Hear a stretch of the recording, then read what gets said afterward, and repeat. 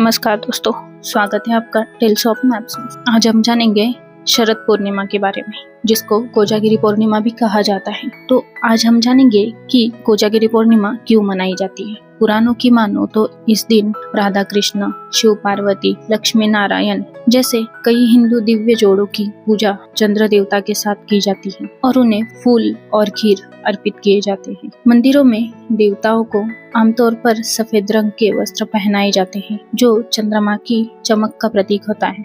कई लोग इस रात पूरे दिन का उपवास रखते हैं। शरद पूर्णिमा उस रात को मनाई जाती है जब कृष्ण और ब्रज की गोपियों के बीच रासलीला हुई थी। इस दिव्य नृत्य में भाग लेने के लिए शिव ने गोपेश्वर महादेव का रूप धारण किया था। इस रात्रि का वर्णन ब्रह्म पुराण, स्कंद पुराण और लिंग पुराण में दिया गया है। यह भी माना जाता है कि इस पूर्णिमा की रात को देवी लक्ष्मी मनुष्य के कार्यों को देखने के लिए पृथ्वी पर अवतरित होती है। दूसरी कथा के अनुसार ऐसा माना जाता है कि इसी दिन लक्ष्मी समुद्र मंथन से प्रकट हुई थी। वर्षा के देवता इंद्र और उनके हाथी ऐरावत की भी पूजा की जाती है। यह दिन भारत, बांग्लादेश और नेपाल के विभिन्न क्षेत्रों में हिंदुओं द्वारा अलग अलग तरीके से मनाया जाता है और कहा जाता है कि इसी दिन वाल्मीकि जयंती भी होती है, जिन्होंने रामायण की रचना की थी। इस उत्सव में विभिन्न सांस्कृतिक और आध्यात्मिक गतिविधियां शामिल होती हैं। भक्त शोभा यात्रा नामक जलसे में भाग लेते हैं, रामायण की चौपाइयां पाठ करते हैं और दान पुण्य करते हैं।